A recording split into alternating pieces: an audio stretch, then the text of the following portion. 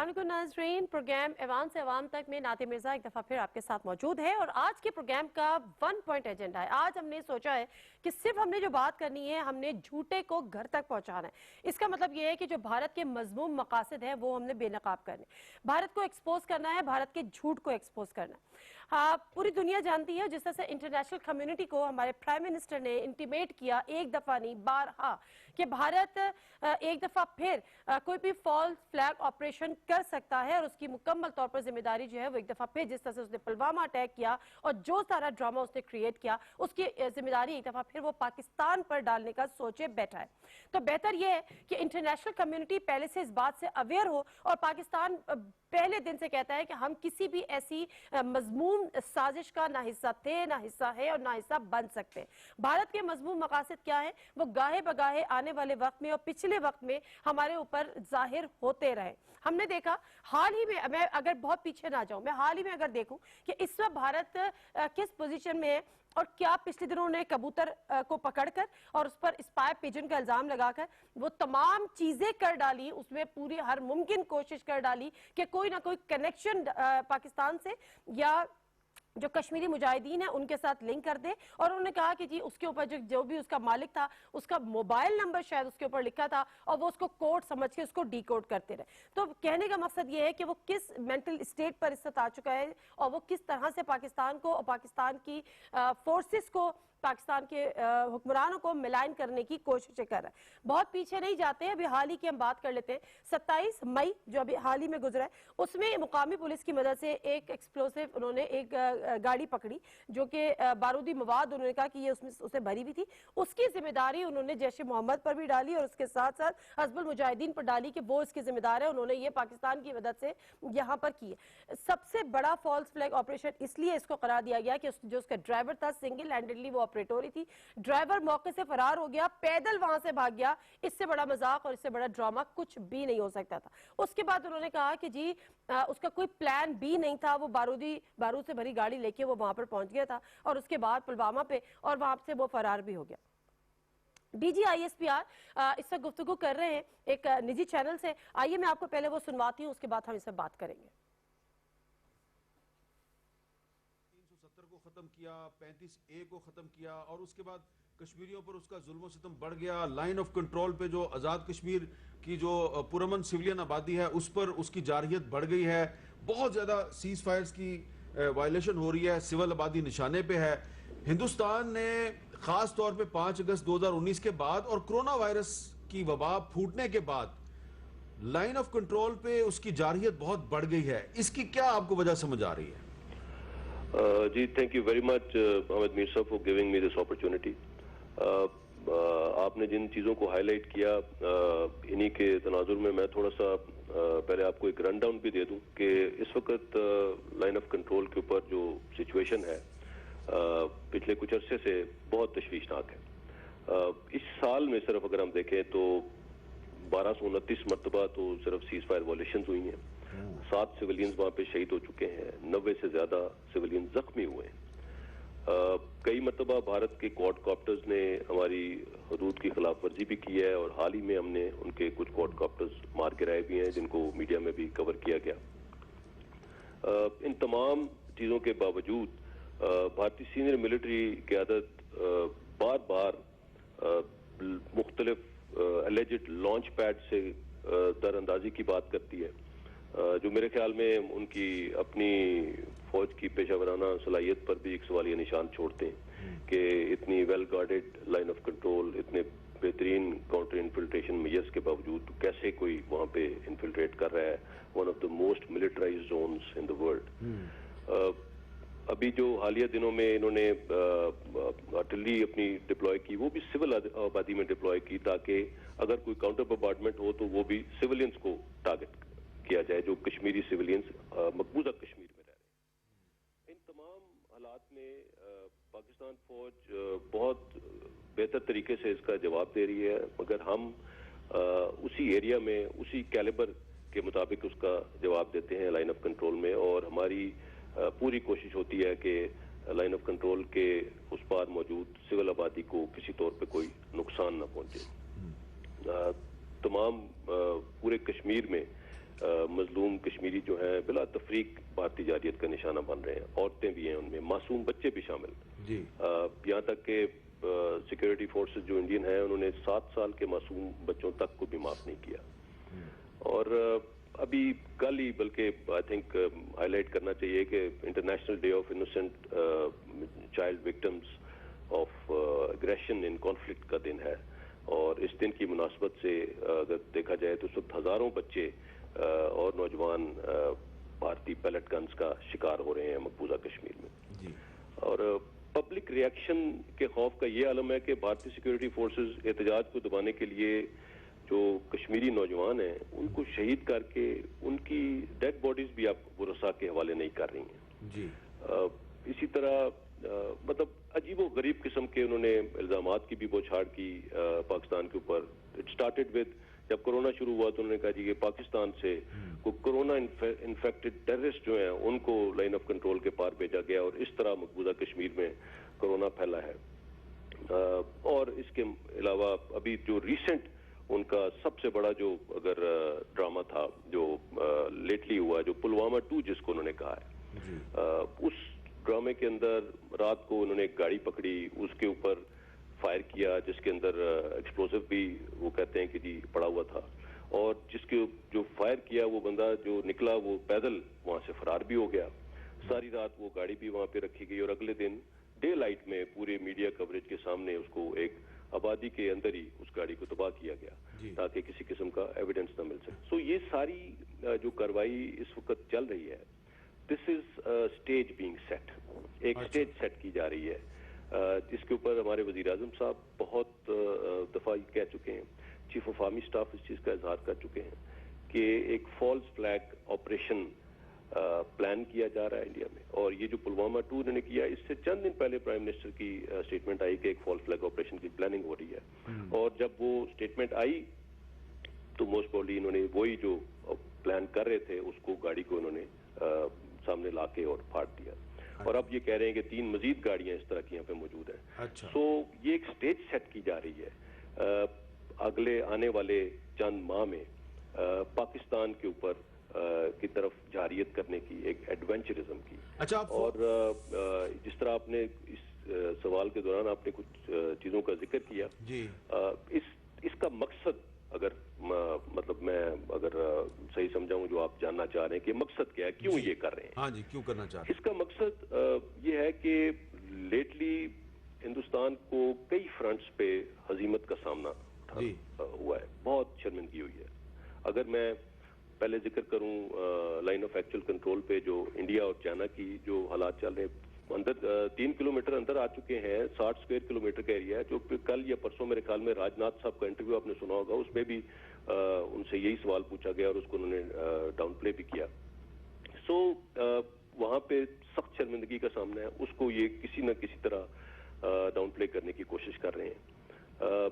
India और नेपाल के border पे भी आपको मालूम है कि उन्होंने नक्शों का जो बाउंड्री का मसला हुआ है इनके साथ, वहां पे भी काफी शर्मिंदगी हुई है। फिर इंटरनली अगर आप देखें तो जो कोरोना वायरस की मैनेजमेंट से रिलेटेड बहुत से मसाइल सामने आए हैं। इंडिया में जो लेबर की माइग्रेशन है वो पूरी दुनिया ने देखी है कि क्या हुआ, किस तरह से उसको मैनेज किया गया। और ऑफ कोर्स कोरोना बुरी तरह से फैल रहा है, इकोनॉमी इज इन डॉलरम्स। फिर मकबूजा कश्मीर के अंदर जो उन्होंने इकदाम किए 5 अगस्त के बाद, वो तमाम इकदाम बैकफायर कर गए हैं। और उसके अंदर जो कुछ कश्मीरियों के साथ इस वक्त हो रहा है पूरी दुनिया उसको देख रही है। और इसी से अगर आप रिलेट करें कि जो इंडिया ने CAA का निफाज जो किया और जो जिससे एक इस्लामोफोबिया की एक लहर उठी है इंडिया के अंदर, जिसको पूरी दुनिया ने महसूस किया। यूनाइटेड नेशंस ले लें, यूरोपियन यूनियन ले लें, आप यूनाइटेड स्टेट्स ले लें, दुनिया के हर फोरम पे तमाम ह्यूमन राइट्स ऑर्गेनाइजेशंस ले लें, सब ने इंडिया को इस चीज के ऊपर सवाल किया है कि ये ह्यूमन राइट्स वायलेशंस हैं और मैसिव किस्म की एक एम्बैरसमेंट चल रही है, मैसिव किस्म की फेलियर है हर लेवल पे। सो इन तमाम चीजों से जो करंट लीडरशिप है इंडिया की, उनका ये ख्याल है कि इन तमाम चीजों से तवज्जो उठाने का सबसे बेहतरीन जरिया उनके लिए ये है कि पाकिस्तान के साथ कोई एक पाकिस्तान की तरफ एक एडवेंचरिज्म किया जाए। पाकिस्तान के साथ लाइन ऑफ कंट्रोल के ऊपर ऑलरेडी उन्होंने टेम्परेचर रेस किया हुआ है। सो किसी किस्म की जारियत जब होगी यहाँ पे तो ऑब्वियसली उनका ख्याल है कि बाकी तमाम चीजों से इंटरनली भी और एक्सटर्नली भी सबकी तवज्जो इस जगह पे आ जाएगी। अच्छा, आपने बड़े तफसील के साथ ये सारा जो इंडिया का प्लान है वो एक्सपोज किया है, साजिश को बेनकाब आपने कर दिया। अब इसमें बड़ा सिंपल सा छोटा सा सवाल है कि अब इस सूरत हाल में हमें पाकिस्तानियों को क्या करना चाहिए, कैसे इंडिया के अजायम को और उसकी डिसइंफॉर्मेशन को हम कैसे एक्सपोज करें, कैसे नाकाम बनाएं? जी, इसमें सबसे पहले तो मैं ये being a military spokes person मैं ये बता दूं कि अगर इंडिया ने किसी किस्म की जारियत का इर्तिकाब पाकिस्तान की तरफ किया तो it will be responded with full might. इसमें किसी किस्म का शक नहीं होना चाहिए। ठीक है। चीफ ऑफ आर्मी स्टाफ ने हाल ही में इस चीज का जिक्र किया और अभी उन्होंने एक और बात की क्वेटा में जब वो गए थे कि इस पूरे खित्ते के अंदर जो दरीना प्रॉब्लम्स हैं, डिस्प्यूट्स हैं, उनका हल हुए बगैर सस्टेनेबल पीस जो है वो उसकी वो नहीं हो सकता यहाँ पे। सो वो तमाम दरीना मामलात का डायरेक्टली और इनडायरेक्टली ताल्लुक इस खित्ते में भारत के साथ है, चाहे वो चाइना की बॉर्डर डिस्प्यूट है, चाहे वो पाकिस्तान का है, चाहे वो नेपाल का है, चाहे वो बांग्लादेश का है। और इसके अलावा भी इंडिया जिस तरह से अपनी असर रसूख एक्सपैंड करने के लिए जिन ममालिक में वो डायरेक्टली जिसके साथ उनकी नहीं भी है बाउंड्री, उनके अंदर भी अमल दखल कर रहा है। सो इस सारी चीज का सबसे पहला तो जवाब मैं ये दूंगा कि वी आर रेडी और we will respond and we will respond with full might. और इसका मुजाहरा पिछले साल उन्होंने देख लिया था। अब आगे क्या करना है, हमने इसके ऊपर बारहा ऑफर किया है कि जो इल्जामात ये लगाते हैं कि जी so called launch pads full पड़े हुए हैं, United Nation Military Observers Group को हमने खुली छूट है पाकिस्तान साइड पे, उनको कहीं पे भी वो आ जा सकते हैं। इसी तरह हम इंटरनेशनल मीडिया को कई दफा इन इलाकों में लेके भी जा चुके हैं और अभी दोबारा लेके जाने को तैयार है। आप खुद मैं समझता हूं कि आप यहाँ पे कई मरतबा जा चुके हैं और आपने खुद ये इलाके देखे हैं। तो पाकिस्तान में किसी किस्म की एक्सेस जो है वो हमने डिनाई नहीं की और अगर यही एक्सेस इंडिया की साइड पे भी इंटरनेशनल ऑब्जर्वर्स को, इंटरनेशनल मीडिया को दी जाए तो चीजें बहुत क्लियर हो सकती हैं। बहुत अगर ये जो कुछ ये इल्जाम ये लगा रहे हैं इसका एम्पिरिकल एविडेंस तो कोई मसला ही नहीं है आजकल मिलना। बिल्कुल ठीक है। तो ये तमाम चीजें, तमाम ऑप्शंस मौजूद हैं, लेकिन उनको ये समझने की जरूरत है कि there will be consequences of any military adventurism and those consequences will be uncontrollable और unintended. So let's not play with fire here. Let's not play with fire. बहुत बहुत शुक्रिया मेजर जनरल बाबर इफ्तिखार साहब, DG-ISPR। जी नाज़रीन, सुन रहे थे आप DG-ISPR का स्टेटमेंट। वो गुफ्तगू कर रहे थे निजी टेलीविजन से, निजी चैनल से। बात यहाँ पर मुख्तसर से यही है कि वही बात जो हम यहाँ पर जिक्र कर रहे थे, DG-ISPR ने बड़ा कैटेगोरिकली बता दिया है कि इस वक्त आने वाले वक्त में भारत के अज़ाइम क्या हो सकते हैं। और वो जिनका जिक्र आज कर रहे थे ये वही बातें हैं जो पिछले कुछ माह कबल भी और अब भी हमारे वज़ीर आज़म इमरान खान साहब उनका अदा कर चुके हैं, इंटीमेट इंटरनेशनल कम्युनिटी को कर चुके। पुलवामा अटैक जिसकी हमने अपने इंट्रो में भी बात की थी कि किस तरह से उन्होंने एक बारूद से भरी हुई गाड़ी पकड़ी और उसको उन्होंने कहा कि जी इसका ताल्लुक जोड़ने की उन्होंने कोशिश की। अब यहाँ पर जरूरत यह है कि इस तमाम सिनेरियो में हमें क्या करने की जरूरत है। हमारा जो फॉरेन ऑफिस है वो इन चीजों के लिए क्या एफर्ट्स कर रहा है, इंटरनेशनल डिप्लोमेटिक लेवल पर किस तरह से इंगेज कर रहे हैं। हमारे साथ मौजूद है spokesperson foreign office Ayesha Farooqui साहिबा। अस्सलाम वालेकुम आयशा साहिबा। जी वालेकुम सलाम। आयशा साहिबा, अभी हमने DG-ISPR साहब की गुफ्तगू सुनी, यकीनन आपके इल्म में भी तमाम चीज़ें और डेफिनेटली हैं। अब मुझे ये बताएगा कि कितना ज़रूरी है, क्योंकि जो वज़ीर आज़म है वो तो कई दफ़ा इंटरनेशनल कम्युनिटी को इंटीमेट कर चुके हैं कि पाकिस्तान जो भारत के इस वक्त जो अज़ाइम है और जो जारहाना अज़ाइम है जो वो कर सकता है किसी भी किस्म की महाजर आए। क्या आप लोग की एफर्ट्स हैं, क्या आप लोग की तैयारियां हैं, किस तरह से आप लोग को डिप्लोमेटिकली आपने मुख्तलिफ ममालिक को इंगेज किया हुआ है, थोड़ा सा ये हम जानना चाहेंगे आपसे। जी जैसे आप जानते हैं कि कई माह से बल्कि मैं कहूँगी जब से मोदी हुकूमत दोबारा री इलेक्ट होके आई है तो एक उनके जो हिंदुत्व का एजेंडा है उसकी इम्प्लीमेंटेशन में आप एक एक्सेलरेशन देख रहे हैं। और जम्मू एंड कश्मीर में मासूम जानों का मुसलसल उनके ऊपर एक बर्बरियत जारी है। भारतीय फौजी जो हैं, काबिज फौज, उन्होंने मासूम कश्मीरियों के ऊपर एक्स्ट्रा जुडिशल किलिंग्स जो हैं वो बहुत इंटेंस हो गई हैं। ऑपरेशन जो है और जो उनके ड्रैकोनियन लॉज हैं उनके तहत पकड़ धकड़ और का सिलसिला जारी है। हद तो ये है कि शहादतों के बाद जो मैयतें हैं वो भी लवाहिकीन को नहीं दी जा रही ताकि उनकी अजियत में इजाफा हो। तो इन तमाम चीज़ों का जायज़ा बगौर न सिर्फ पाकिस्तान बल्कि दुनिया भर में इंटरनेशनल कम्युनिटी को एक सस्टेन्ड डिप्लोमेटिक आउटरीच के तहत वज़ीर आज़म, वज़ीर ख़ारजा, तमाम वज़ारत ख़ारजा और हमारे सफारत खाने इस भरपूर डिप्लोमेटिक आउटरीच का हिस्सा हैं। और आज अगर आप स्टेटमेंट्स देखें इंटरनेशनल ऑर्गेनाइजेशंस, यूएन, OIC की तरफ से और इंटरनेशनल मीडिया की तरफ से, तो आपको अंदाज़ा होगा कि भारत का जो असली रूप है वो बेनकाब हो चुका है और दुनिया अब जाग उठी है कि भारत किस तरह से क्राइम्स अगेंस्ट ह्यूमैनिटी का मुर्तकिब हो रहा है अब जम्मू एंड कश्मीर में। ठीक है।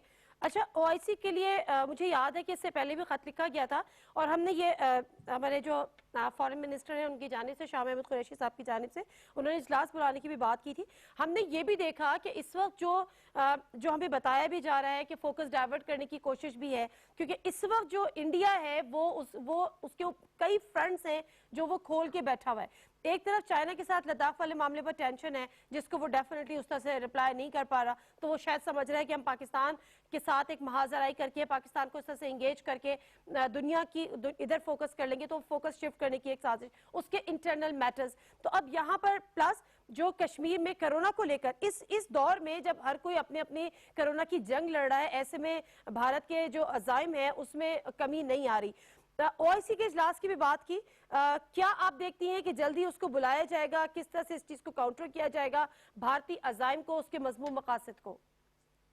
जी बिल्कुल, OIC से भी कंटिन्यूसली राब्ता है। अभी कुछ ही चंद ही दिनों पहले OIC सेक्रेटरी जनरल से दोबारा वज़ीर ख़ारजा की एक तफसीली गुफ्तगू हुई है और जो नई डेवलपमेंट्स हैं एक्स्ट्रा जुडिशल किलिंग्स के हवाले से, जैसे आप जानती हैं 2 दिन पहले 13 मासूम कश्मीरियों को उन्होंने एक ही दिन में उनकी जानें ली हैं और इस तरह की कई वाक़यात हैं जो मुसलसल हो रहे हैं। आपने कोरोना वायरस के हवाले से बात की। बहुत अफसोस की बात है कि जब पूरी दुनिया इस वायरस को काबू करने के में मसरूफ़ है, इसकी आड़ में भारत जो है अपने मज़मूम अज़ाइम को आगे बढ़ा रहा है। तो OIC से भी बात जारी है और इंशाल्लाह ये मुसलसल कॉन्टैक्ट हमारा है और OIC ने कश्मीर के हवाले से कई दिहाइयों से एक रोल प्ले किया है और हमें पूरी उम्मीद है कि आइंदा भी इस रोल को मज़ीद जामे तौर पे OIC भी करेगा और बाकी तमाम इंटरनेशनल ऑर्गेनाइजेशंस भी, जिनको हम मुतवातर तौर पे कश्मीर के हालात से बाखबर कर रहे हैं और भारतीय अज़ाइम जो हैं जिन पे अब हमें कोई शुबा नहीं है और जिस पे अब बहुत क्लियरली उभर के आ रहे हैं कि उनकी क्या अज़ाइम है। डोमिसाइल लॉ के हवाले से जिस तरह वो कश्मीरियों की शनाख्त छीनने के एजेंडे पे काम कर रहे हैं, वो सब बावर कराया जा रहा है। फॉरेन ऑफिस, हमारे सफारत खाने मुसलसल तौर पे जो हमारे इंटरनेशनल इंटरलॉक्यूटर्स हैं उनके साथ राब्ते में हैं और आगही और ये एक स्ट्रैटेजी के तौर पे इस डिप्लोमेटिक आउटरीच को आगे बढ़ा रहे हैं। बिल्कुल। आयशा साहब, मुख्तसरन जानना चाहूंगी कि OIC के अलावा ऐसे कौन से फोरम्स हैं जहां पर ये मामला उठाया जा सकता है या फॉरेन ऑफिस की जानिब से उठाया जा रहा है? जैसे आप जानती हैं 5 अगस्त के यूनिलैटरल और इलीगल एक्शंस जो हुए थे, उसके बाद से UN सिक्योरिटी काउंसिल में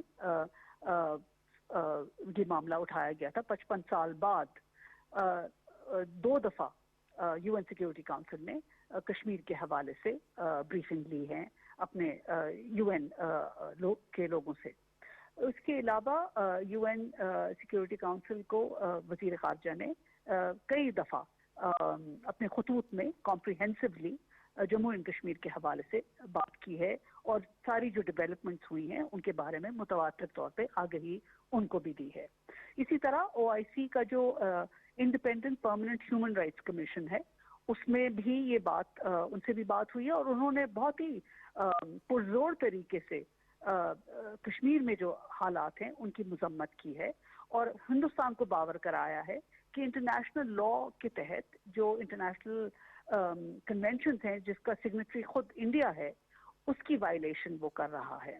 इसी तरह UN ह्यूमन राइट्स कमीशन जो जिनीवा बेस्ड है उन्होंने बहुत कई बार इन तमाम मामलात को उठाया है और उनके साथ उनके तमाम मेंबरान जो हैं ह्यूमन राइट्स कमीशन के उनके साथ हम राब्ते में हैं और वो भी एक फोरम है जिसकी बात सुनी जाती है दुनिया भर में और जिसने कश्मीर का जो मामला है वो उठाया है और इस पर अपनी गहरी तशवीश का इजहार भी किया है और इस पे मजीद बातचीत आगे हो रही है। ओके आयशा फारूक साहब, दैट्स रियली ब्रिलियंट।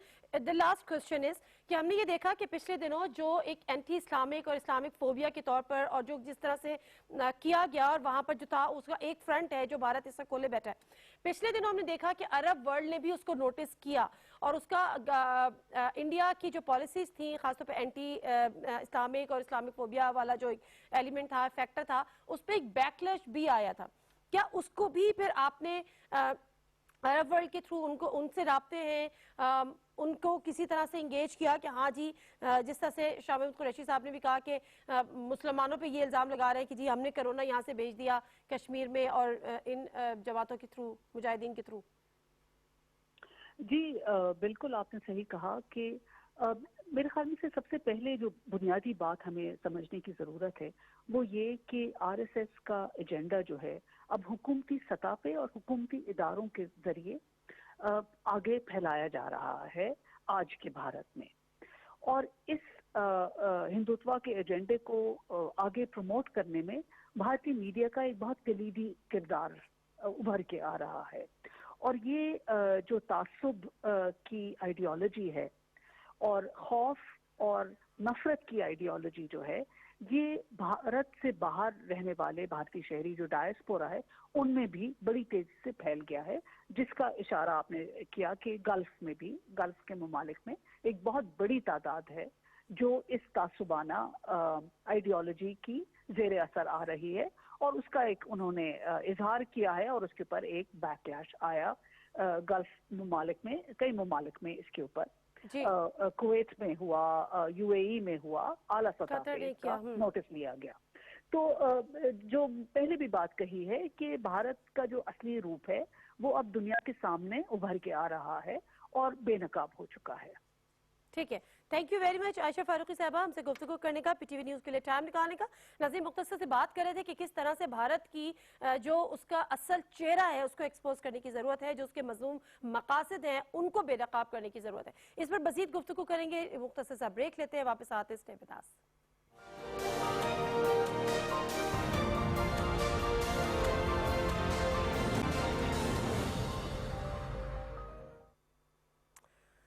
जैसे प्रोग्राम एक दफ़ा फिर आपको खुशामदीद कहते हैं और इससे कबल फर्स्ट सेगमेंट में आपने सुना DG ISPR गुफ्तगू कर रहे थे और उन्होंने बताया कि इस वक्त बेसिकली एक्सपोज किया कि भारत के सब मज़मूम मकासद क्या हैं और इस वक्त उसकी वजूहात क्या हैं, उस पर भी उन्होंने बात की।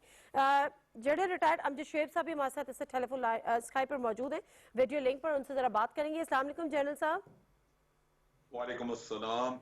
अच्छा जनरल साहब, हम DG ISPR की गुफ्तगू सुन रहे थे, उन्होंने बताया बड़ा कैटेगोरिकली, बड़ा क्लियरली बताया कि किस तरह से भारत जो है वो क्या सोचे बैठा हुआ है, किस महाज आराई के वो मूड में है, किस तरह से उसने अपने फोकस को शिफ्ट करना है, किस तरह से उसकी कितने चीज़ों का उसको सामना है, फ्रंट्स का जो वो खोले बैठा है। इंडिया चाइना का मामला है, खुद उसके अंदरूनी हालात है, कोरोना का मामला है, बहुत सारी चीज़ें, उससे चीज़ें नहीं संभल रही, तो वो एक महाज आराई के मूड में। आपको क्या लगता है पाकिस्तान, वो ये लगता है कि पाकिस्तान के साथ कोई झगड़ा ले लेना या एक बड़ा हमला कर देना फ्लैगशिप वो ड्रामा करने के बाद जो है वो एक सॉफ्ट टारगेट है ये, और उसके बाद दुनिया के जो तमाम टेंशन है उसको डाइवर्ट करने में वो कामयाब हो जाएगा?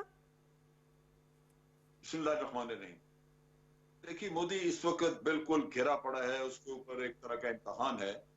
जैसे DGISPR ने भी एक्सप्लेन किया कि बहुत सारी जगहों पे उनकी पॉलिसी नाकाम है, उसको मसाइल का सामना है, और इन चीजों की वजह से आपने देखा कि खास तौर पे अब जो चाइना का किस्सा हुआ है, अफगानिस्तान में आप देख लीजिए कि वहां उनको बहुत बड़ा सेटबैक हुआ है, और अभी वो उस जो पीस एग्रीमेंट हुआ है उसको सबोटाज करने के लिए भागदौड़ कर रहे हैं, लेकिन बासूरत वो चल रहा है। और इसी तरह चाइना का मसला है, वहां भी देख लीजिए। फिर इंटरनल इश्यूज आपने देखा कि कोरोना से रिलेटेड DGISPR ने बातचीत की, कश्मीर काबू में नहीं आ रहा, ह्यूमन राइट्स के मसले हैं जो बाहर से बड़े क्रिटिसाइज हो रहे हैं। लेकिन एक चीज है कि मोदी ने अगर थ्राइव किया है तो उसने सिर्फ और सिर्फ एंटी मुस्लिम और एंटी पाकिस्तान नारों पे या पाकिस्तान के खिलाफ कुछ करके थ्राइव किया। उनके लोग जो है, उनकी कुछ नफ्सियात ऐसी बना दी गई है कि आप देखिए, पुलवामा के वाकये से पहले वो 5 रियासतों में इलेक्शन हारा, और उन 5 के समेत वो सब रियासतों में तकरीबन सब में वो इलेक्शन जीत गया। जैसे पुलवामा और पाकिस्तान के खिलाफ उसने कहा जी हमने बालाकोट कर दिया, 300 लोग मार दिए। लोग दीवाने हो जाते हैं उनकी, क्योंकि वो डिपेंड करता है सिर्फ हिंदू मेजॉरिटी पे, और हिंदू कम्युनिटी जो है उसकी उसने साइकी यूं बदल के रख दी है कि वो हर वक्त वो चाइना कुछ करे, ये करे, लेकिन अगर उनके कान में ये डाल दिया जाए कि पाकिस्तान के खिलाफ हमने ये कर दिया, तो वो बाकी दुनिया की सब चीजें भूल जाएंगे। आज वहां पे भूख नंग है, बेरोजगारी बहुत ज्यादा हो गई है, पहले से कहीं ज्यादा इकोनॉमी नीचे जा रही है, बैंक कई उनके बैंकरप्ट हुए हैं, लेकिन वो दुनिया उसको चैलेंज नहीं करेगी द मोमेंट ये पाकिस्तान की तरफ लपकता है। अब उसने जंग का एक माहौल पैदा कर दिया। ये देखिए, ये बेमकसद नहीं था कि उसने 2 पाकिस्तानी स्टाफर्स को जो वहां से एम्बेसी से उन्होंने निकाला, ये एक तरह का, आप देखिए वो क्वाडकॉप्टर हमने गिराए, जो कुछ हो रहा है, ये एक्चुअली जंग का माहौल पैदा किया जा रहा है, और इसमें फिर फॉल्स फ्लैग ऑपरेशन होगा। फॉल्स फ्लैग ऑपरेशन सिर्फ एक बहाना देने के लिए, जस्टिफिकेशन लेने के लिए कि हमने पाकिस्तान के ऊपर अगर चढ़ाई की है तो हमारे पास जस्टिफिकेशन है, और वो ये क्यों ना करे, क्योंकि अक़वाम आलम ने इस चीज को तस्लीम किया। आप देखिए कि जब पुलवामा का वाकया हुआ उसके बाद उन्होंने 1 घंटे के अंदर अंदर हमारे ऊपर इल्जाम लगाया, और शाम तक उसको इंटरनेशनल हमायत मिल चुकी थी। नतीजा ये कि जब वो गए बालाकोट पे, किसी ने भी उनकी मजम्मत की, दुनिया में किसी ने नहीं की, बल्कि ये तक कहा हुआ था अमेरिका ने, फ्रांस ने, ऑस्ट्रेलिया वगैरह ने कि India retains the right to retaliate. ये वो चीज है, ये वो बैकिंग है इंटरनेशनल जो उसके काम को लेजिटिमेसी दे रही है, और वो आज भी उसके पास है। हम इफेक्टिवली ये दुनिया को नहीं बता सके कि जनाब हम कुछ नहीं कर रहे, हमारे यहां से कोई इन्फिल्ट्रेशन नहीं है, हमारा कोई हाथ नहीं है इसमें। ये वो चीजें थी जो हमने करनी थी, और उसका सबसे इंपॉर्टेंट तरीकाकार ये था कि जब इंडिया हमें पुलवामा का कोई सबूत नहीं दे सका, तो हमें उन मुल्कों को कांटेक्ट करना चाहिए था जिन्होंने उसको लेजिटिमेसी दी, जिन्होंने कहा जी India retains the right to retaliate. ठीक है, उनको कन्फ्रंट करते हैं, उनको भाई ये सब ओके जनरल साहब, I get back to you. मैं जरा डॉक्टर रिफत हुसैन जो है सीनियर एनालिस्ट है, उनको भी जरा मैं प्रोग्राम में खुशामदीद कर लूँ। अस्सलाम वालेकुम डॉक्टर साहब। जी वालेकुम अस्सलाम। अच्छा डॉक्टर रिफत साहब, यहाँ पर मसला ये है कि अभी हम बात कर रहे थे, DGISPR साहब ने गुफ्तगू की और उन्होंने बताया कि किस तरह से भारत इस वक्त क्या सोचे बैठा है, क्या उसकी प्लानिंग है, और पुलवामा अटैक जैसा एक और चीज कर सकता है, जैसे फॉल्स फ्लैग ऑपरेशन उसने पहले से भी किए। जनरल साहब, उसके बाद आयशा फारूकी साहबा भी बता रही थी कि कहाँ कहाँ किस किस फोरम पे हम इन मसलों को और इन बातों को, इस इश्यूज को हम रेस कर रहे हैं, और उम्मीद करते हैं कि इंटरनेशनल कम्युनिटी मैक्सिमम जो है हम उसको इंगेज कर सके। जनरल साहब से भी गुफ्तगू हो रही थी, आप सुन रहे थे। मुझे ये बताएगा कि ये पाकिस्तान जो है वो क्या ये अपने दुनिया को ये बावर कराने के लिए जो डिप्लोमेटिक लेवल पर जो राब्ते करने होते हैं या जो स्टेप्स लेने होते हैं, जो एफर्ट्स, उसमें किस हद तक हमारी डिप्लोमेसी कामयाब रही है पिछले कुछ दिनों में, और स्टिल अभी क्या की बात करें?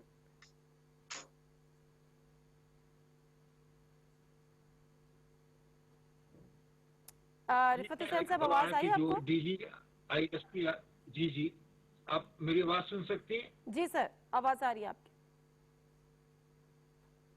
अच्छा, तो वो उसका जो कॉन्टेक्स्ट है वो बड़ा इंपॉर्टेंट है। उनके पास कई ऑप्शंस थी जो कि पहले भी DGISPR जो पहले जो बाबर इफ्तिखार साहब से पहले जो साहब थे, आसिफ गफूर साहब, वो भी इस्तेमाल करते हैं, वो ट्वीट कर देते हैं या एक कमेंट दे देते हैं। ये जो एक खास इंटरव्यू पूरी तैयारी के साथ उन्होंने हामिद मीर साहब के साथ जो किया है, और जिसका बुनियादी तौर पर फोकस जो है वो हिंदुस्तान के जुनूनी का जो जंगी जुनून है, वहाँ पे जो कैफियत है, वहाँ पे जो हालात हैं, जिनका सारा सबका बड़े अच्छे तरीके से जिक्र जो है जनरल अमजद शोएब ने किया, उस कॉन्टेक्स्ट के अंदर मेरे ख्याल में ये इंटरव्यू के तौर पर इसको नहीं लेना चाहिए। It's a policy statement from Pakistan, और उसमें उन्होंने वाज़ेह तौर पर ये कहा है कि हिंदुस्तान अगर इस किस्म की हमाकत करेगा तो पाकिस्तान उसका भरपूर जवाब देगा। तो पहली तो ये एक बॉटम लाइन है पाकिस्तान की कि इसके हवाले से वो पाकिस्तान की जो पूरी तैयारी है वो मौजूद है। पाकिस्तान ये बारहा ये कह चुका है कि वो जंग नहीं चाहता, वो अग्रेशन नहीं चाहता, वो एक असर्टिव डिप्लोमेसी के हवाले से जो दोनों मुल्कों के मसाइल है उनको हल करना चाहता है। लेकिन हिंदुस्तान की तरफ से मुसलसल ये कोशिश हो रही है कि किसी तरीके से पाकिस्तान को आइसोलेट किया जाए, पाकिस्तान के ऊपर प्रेशर बढ़ाया जाए, और हिंदुस्तान के उस बयानियों को जो कि काफी मतरूक भी हो चुका है और पूरी दुनिया उसको एक्सेप्ट करने के तैयार नहीं है, उसकी तरफ हालात को वापस ले जाया जाए।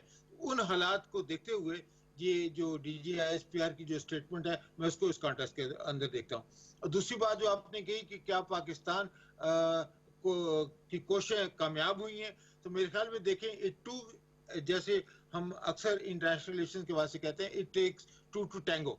तो जब तक दोनों तरफ से जो है वो कोई एंगेजमेंट नहीं होगी तो पाकिस्तान यूनिलैटरली अपने तौर पे बैनुल-अक़वामी तंजीमों के हवाले से भी उसमें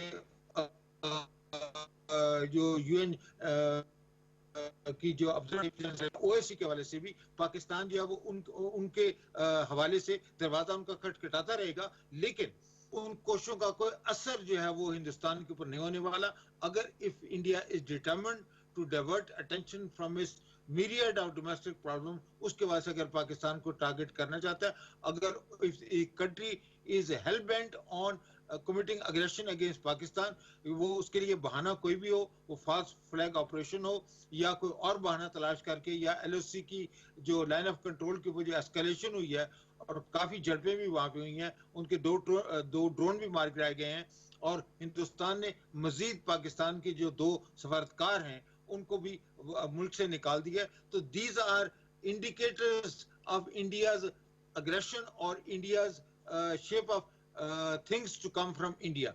उन चीजों के जवाब देने के लिए मेरे ख्याल में DGISPR ने ये प्रेस कॉन्फ्रेंस किया, और उन्होंने जो कुछ कहा वो हमने भी सुना, आपने भी सुना, और उसके बाद तफसील भी हम करते रहेंगे। लेकिन मेरे ख्याल में ये वो कॉन्टेक्स्ट है जिसके अंदर वो एक पॉलिसी स्टेटमेंट जो है वो DGISPR की तरफ से देना, उसका आना बड़ा लाजमी था, क्योंकि पाकिस्तान की तरफ से जो मुतजाद बयान आ रहे थे उसके वाले से इमरान खान साहब ने भी फास्ट फ्लैग ऑपरेशन की बात की है, शाह महमूद कुरैशी ने भी बात की है, लेकिन उसके हवाले से एक मिलिट्री का जो व्यू पॉइंट है, मिलिट्री का जो स्टैंड पॉइंट है, उसको आर्टिकुलेट करने के लिए उन्होंने इस इंटरव्यू का फोरम जो है उसको इस्तेमाल किया। ठीक है डॉक्टर साहब, मैं वापस आती हूँ। जनरल साहब, अभी डॉक्टर रिफत हुसैन साहब ने भी निशानदेही की जो LOC की वायलेशन हो रही है और जो कि मुस्तकिल जारी है, मतलब कभी वो बहुत ज्यादा उसमें एग्रेशन होता है, कभी वो शायद थोड़ी सी माइल्ड होती है, बट स्टिल DGISPR साहब यही कह रहे थे कि जिस तरह से LOC की खिलाफ वर्जी होती है, वायलेशन होती है, तो उस पर हमारी कोशिश ये होती है कि उनकी आबादी को हम जब उस पर रिटेलिएट करते हैं, जब रिबटल होता है हमारी तरफ से, तो हमारी तरफ से उनकी आबादी पर, यानी जो लोग वहां पर रह रहे हैं, शहरी आबादी है, उनको निशाना कम से कम नुकसान हो, उनको टारगेट ना करें। लेकिन जब वहां से वायलेशन होती है तो उनकी सबसे फर्स्ट उनकी जो प्रायोरिटी है वो ये कि हमारी जो शहरी आबादी है, जो उसको निशाना बनाया जाए, और इसके नतीजे में अब तक कितनी ही शहादतें हो चुकी हैं, कितने ही लोग वहां पर जख्मी हैं। तो इसको ये किस तरह से रोकने की जरूरत है, और इसके पीछे क्या मकसद आपको नजर आता है भारतीय जारियत का? देखिए, बात यह है कि मोदी के हुकूमत में आने के बाद से ये सिलसिला शुरू हुआ और फिर बड़े शद्दोमत से ये जारी रहा, और ये रहेगा, क्योंकि मोदी ने यही हुकूमत में आने से पहले यही वादे किए थे कि मैं पाकिस्तान को इसी भाषा में जवाब दूंगा, हम पाकिस्तान को ये करेंगे वो करेंगे। सो नेचुरली ये चीज तो रहेगी, और जो सिविल पॉपुलेशन है हमारी, उसके दफा के लिए, बचाव के लिए हमने कुछ बंकर भी वहां बना के दिए हैं, मजीद बनाने चाहिए। क्योंकि इंडिया तो कर इसी वजह से ये रहा है कि आपकी सिविल पॉपुलेशन में डिससेटिस्फेक्शन हो आपके बारे में, वो एहतजाज करें, वो बाहर निकलें और कहें कि जी ये तमाशा बंद करें। ये वो चीज है जो वो करना चाह रहा है और इसमें उसने नुकसान उठाया है। उसके अपने फौजी, क्योंकि हमारे यहाँ बड़ी प्रिसीजन किस्म की फायरिंग होती है, जो कि बड़ा, यानी आप जब फायरिंग नहीं भी हो रही तो इस मामले में आप होमवर्क करते रहते हैं कि अगर हुई तो मैंने फलां डिफेंसेस जो है उनको एंगेज करना है, तो आप अपने डेटा तैयार रखते हैं। तो नेचुरली बड़े साइंटिफिक तरीके से ये काम किया जाता है और उनकी बहुत कैलिटीज हुई है इस मामले में और फौजी कैलिटीज हुई है। लेकिन हमें ये समझना चाहिए कि ये चीज हमारे हाथ में नहीं है, ये मोदी की अपनी सर्वाइवल का मसला है। वहां पे जिन नारों के जरिए वो आया है वो इन्हीं पे सियासत करता है, लिहाजा वो जारी रखेगा। तो अपनी पॉपुलेशन के दिफा के लिए हमें सिर्फ मिलिट्री रिस्पॉन्स नहीं देनी, बल्कि उनके लिए जो नेचुरल एक जो दिफा का इंतजाम है, जो बंकर्स हैं, चीजें, वो क्रिएट करनी चाहिए। लेकिन मैं एक चीज, जो डॉक्टर साहब ने बातें की, मैं उनमें सिर्फ एक इजाफा करना, मैं बिल्कुल उनसे इत्तफाक करता हूं कि अगर भारत इस चीज पे तुल गया है कि उसने एग्रेशन करनी है तो वो एग्रेशन करेगा। जो DGISPR ने कहा है वो मिलिट्री रिस्पॉन्स का उसने कहा है कि करे एग्रेशन, बिल्कुल हमारी तरफ से रिस्पॉन्स होगी विद फुल माइट, और फिर इसके जो कॉन्सिक्वेंसेस होंगे आगे वो भारत जिम्मेदार होगा, क्योंकि ये हम कॉन्सिक्वेंसेस के बारे में फिर कुछ नहीं कह सकते क्योंकि इट्स ओपन वॉर देन। तो वो तो हो गया। बात यह कि इस सारे किस्से में एक डिप्लोमेटिक आपकी रिस्पॉन्स है, एक है आपकी मिलिट्री रिस्पॉन्स। अगर इस सारे खेल में हमने तो ये कह दिया कि जी हम भरपूर आपको पूरी माइट से जवाब देंगे, लेकिन अगर दुनिया हमें ही अग्रेसर समझती रही, जो कि पिछले मामले में हुआ है कि उन्होंने फौरन इंडिया को कहा कि जी आप चढ़ दौड़े, क्योंकि उन्होंने कहा ये पाकिस्तान करवा रहा है ये काम। तो आज एग्रेशन का शिकार होने के बाद भी हम ही अगर अग्रेसर कहलाए और इंटरनेशनल कम्युनिटी की, यानी P5 की कम से कम हमायत और उनकी हमदर्दियां भारत के साथ हुई, क्योंकि वो फॉल्स फ्लैग ऑपरेशन जो है, हम कहते हैं फॉल्स फ्लैग, वो समझेंगे कि नहीं ये फॉल्स फ्लैग नहीं था, ये तो एक्चुअल था, क्योंकि पाकिस्तान कराता है ये। तो इसका तोड़ क्या है? मैं तो उस दिन से ये पीट रहा हूं कि भाई जब अभिनंदन का किस्सा हुआ था तो हमने नाचना शुरू कर दिया, छलांगे मारी, लेकिन वो सिर्फ मिलिट्री रिस्पॉन्स थी। उससे कहीं ज्यादा सेंसिटिव इशू था हमारा बालाकोट पे इनको जाना। सन 1971 के बाद पहली दफा हमारी बाउंड्री क्रॉस हुई।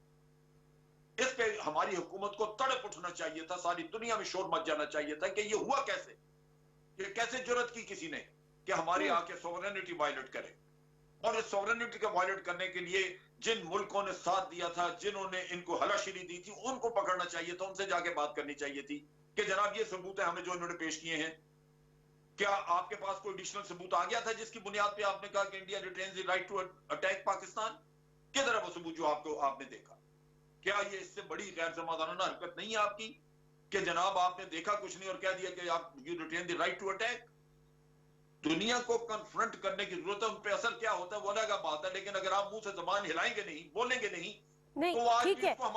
लेकिन जनरल साहब, अभी मैं बात कर रही थी फॉरेन ऑफिस की जो तर्जुमान है आयशा फारूकी साहबा, वो ये तमाम चीजें बता रही थी कि किस किस फ्रंट पे, किस किस फोरम्स पे पाकिस्तान जो है वो इंटरनेशनल कम्युनिटी को इंगेज कर रहा है और बता रहा है कि बातचीत नहीं की। जिन्होंने एग्रेशन को उनको इजाजत दी वो P5 है, उनसे कोई बात किसी ने नहीं की, उनको कोई सबूत जाके इंडिया का झूठ खोलने के लिए कोशिश की किसी ने?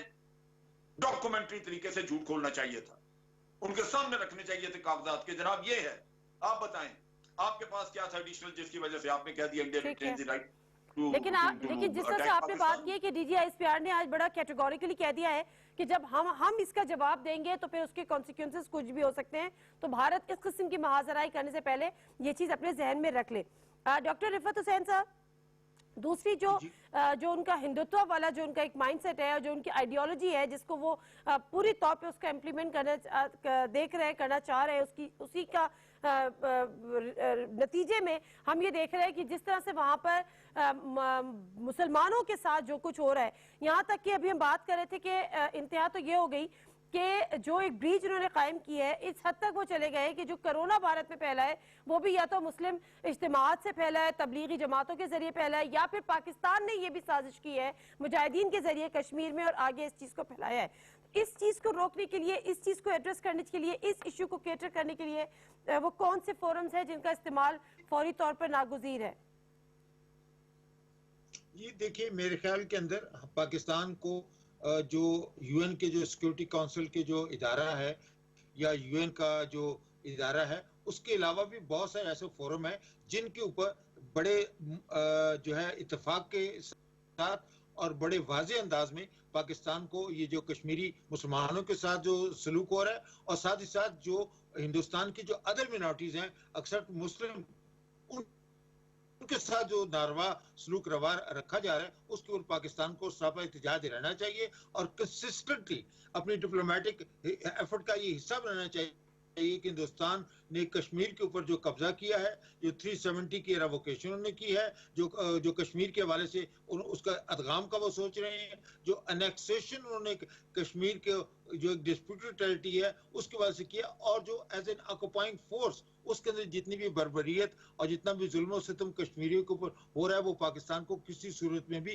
काबिल कबूल नहीं है। तो मेरे ख्याल में हमने थोड़ा सा, और मैं ये भी कहता चलूं कि उसके अंदर हमारी तवज्जो भी थोड़ी सी बटी हुई है, क्योंकि हम कोरोना की मुश्किलात के हवाले से जो वबाया की सूरत में एपिडेमिक प्रोपोर्शन के अंदर पाकिस्तान के अंदर जो इजाफा हो रहा है केसेस के अंदर, उसके ऊपर हुकूमत की तवज्जो मरकूज है।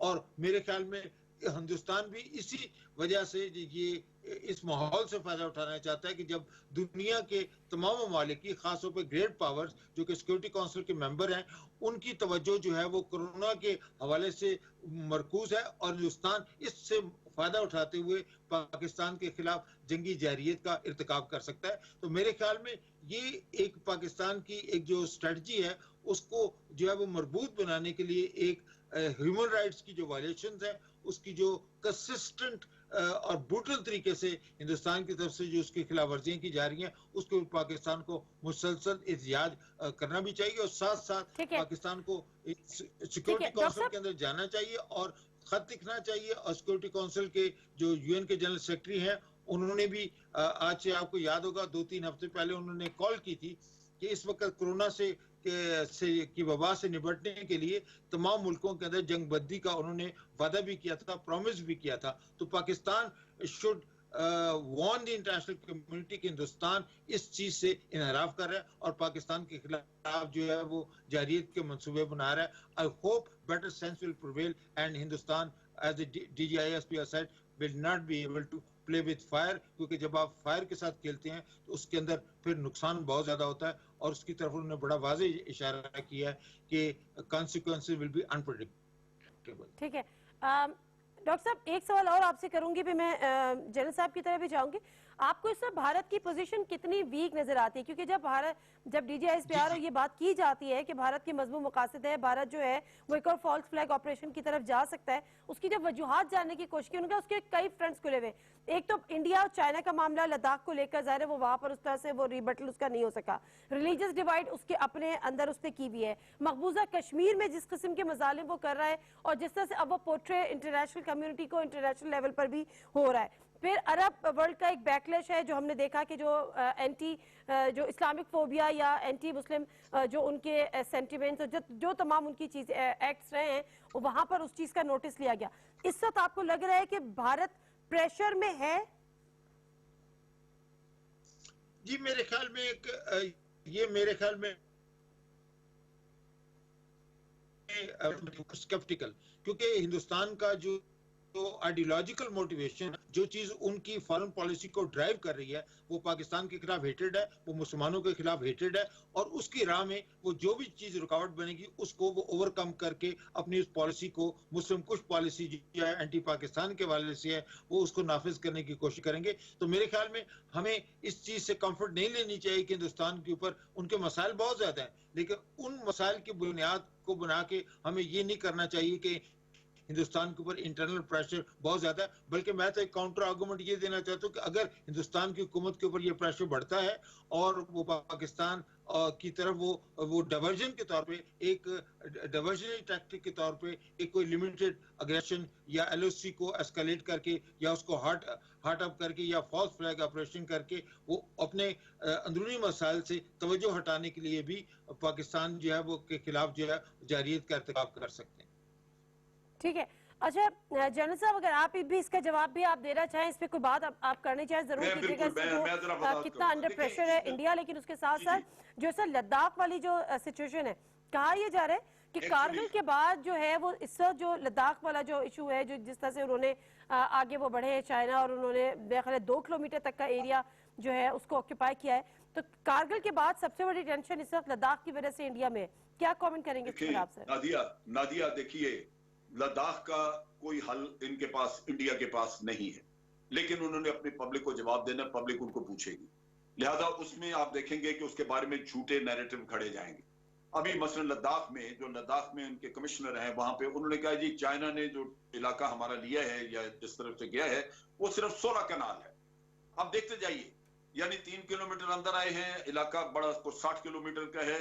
अब ये नैरेटिव बिल्डअप होने शुरू हो गए हैं, और वो जो झूठ बोल के पब्लिक को इस तरह आखिर में आएगा कि नहीं जी वो तो सारा 15-16 गज था, और ये तो एक चैप्टर हो गया। दूसरी तरफ अगर लोग उसको एनालाइज करने की कोशिश करें, उनको क्वेश्चन करने की कोशिश करेंगे, तो उतनी देर में पाकिस्तान के साथ उनको उलझा दिया जाएगा, पाकिस्तान के ऊपर कोई ना कोई कार्रवाई कर दी जाएगी, जिससे तवज्जो हट जाएगी। और पाकिस्तान में अगर वो झूठे नैरेटिव में कोई कहते हैं हमने सर्जिकल स्ट्राइक कर दी, हमने 300 लोग जाके मार दिए पुलवामा में, उधर बालाकोट में, तो ये लोग इनके जो हैं वो इतने बेवकूफ हैं इस मामले में, पाकिस्तान दुश्मनी के मामले में, कि आंखें बंद करके यकीन करके उस पर ढोल बजाना शुरू कर देंगे, खुश हो जाएंगे, और मोदी जो है वो पार हो जाएगा, उसका मामला सीधा हो जाएगा। वो ड्रामा ये होगा।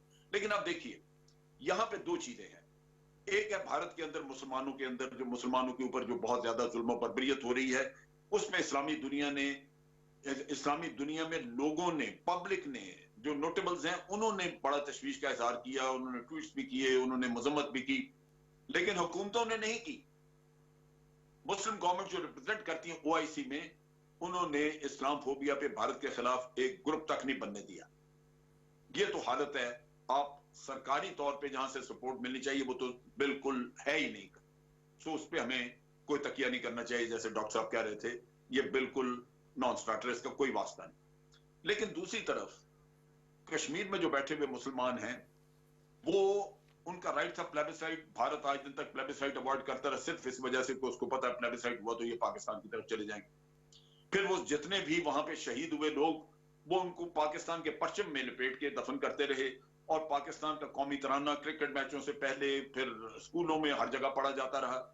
तो मैं ये समझता हूं कि मैं उनको पाकिस्तानी समझता हूं, क्योंकि अगर आपने प्लेबिसाइट वैसे नहीं कराया तो उन लोगों ने तो प्लेबिसाइट करके जवाब आपको दे दिया कि हम पाकिस्तानी हैं।